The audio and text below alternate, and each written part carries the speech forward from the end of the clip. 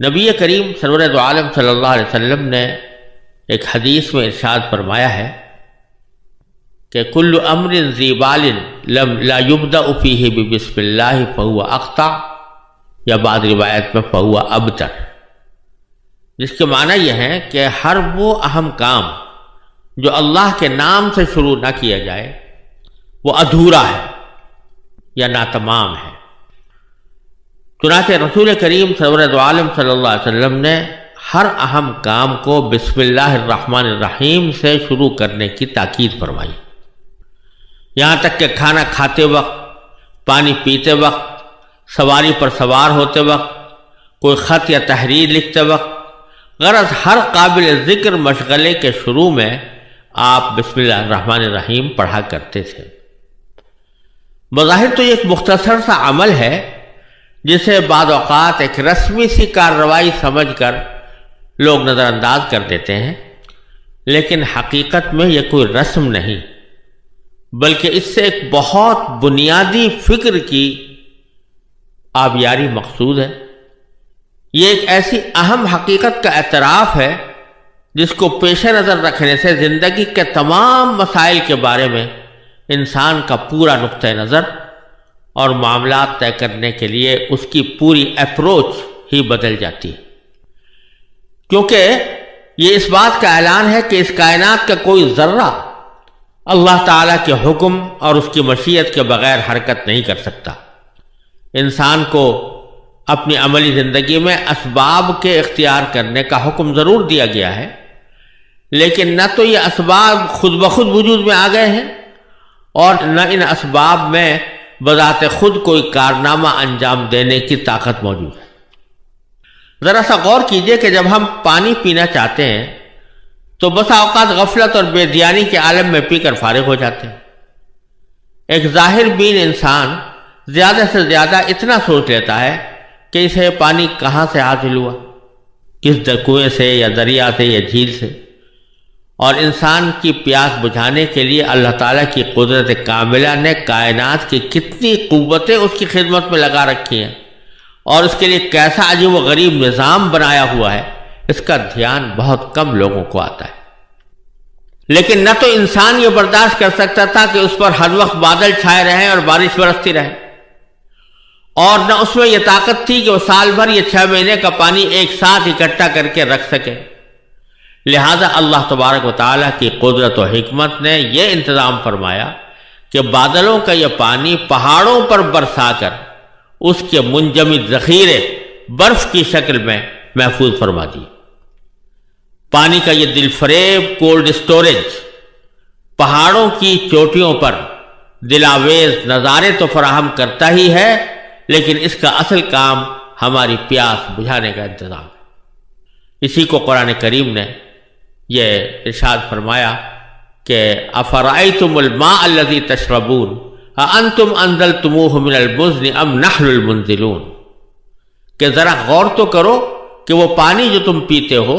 کیا تم نے اس کو بادلوں سے اتارا ہے یا ہم نے اس کو بادلوں سے اتارا ہے؟ ہم ہیں اس کو بادلوں سے اتارنے والے۔ پھر انسان کو یہ تکلیف بھی نہیں دی گئی کہ وہ اس برفستان میں خود جا کر اپنی ضرورت پوری کرے، بلکہ اسے سورج کی گرمی سے پگھلا کر دریا اور پہاڑی نالے بنا دیے گئے، اور اس کے علاوہ پانی کے سوتوں کے ذریعے زمین کے کونے کونے میں ایسی پائپ لائن بچھا دی گئی ہے کہ انسان جہاں سے زمین کھودے وہیں سے پانی برآمد ہو جاتا ہے۔ پانی کا ہر وہ گھونٹ جو ہم ایک لمحے میں اپنے حلق سے اتار لیتے ہیں، آب رسانی کے سارے طویل عمل سے گزر کر ہم تک پہنچتا ہے، جس میں سمندر، بادل، پہاڑ، آفتاب، ہوائیں، ندی نالے، زمین اور اس میں پوشیدہ خزانے، اس پر چلتے ہوئے جانور اور بالآخر انسان اور اس کے بنائے ہوئے آلات سب اپنا اپنا کردار ادا کر چکے ہوتے ہیں۔ جب حضرت صلی اللہ علیہ وسلم نے یہ تعلیم دی کہ پانی پینے سے پہلے بسم اللہ الرحمن الرحیم کہو، یا کم از کم بسم اللہ ہی کہہ دو، جس کا مطلب یہ ہے کہ اللہ کا نام لے کر پانی پینا شروع کرو، تو در حقیقت اس کا مقصد یہی ہے کہ پانی کی اس نعمت کے استعمال سے پہلے اللہ تبارک و تعالیٰ کے اس احسان عظیم کو یاد کرو جس سے تمہارے ہونٹوں تک پانی کے یہ گھونٹ پہنچانے کے لیے کائنات کی کتنی قوتوں کو تمہاری خدمت میں لگا دیا۔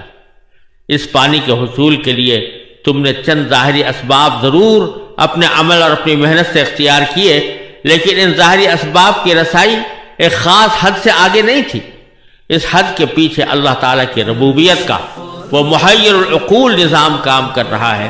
جو انسان کے عمل ہی نہیں، اس کی سوچ اور تصور کی پرواز سے بھی بالاتر ہے۔ پھر ایک عام آدمی کو اس سے زیادہ کسی بات سے سروکار نہیں ہوتا کہ اسے پیاس لگی تھی جسے اس نے گلاس پانی پی کر تسکین دے دی، لیکن یہ پانی حلق سے اتر کر کہاں جا رہا ہے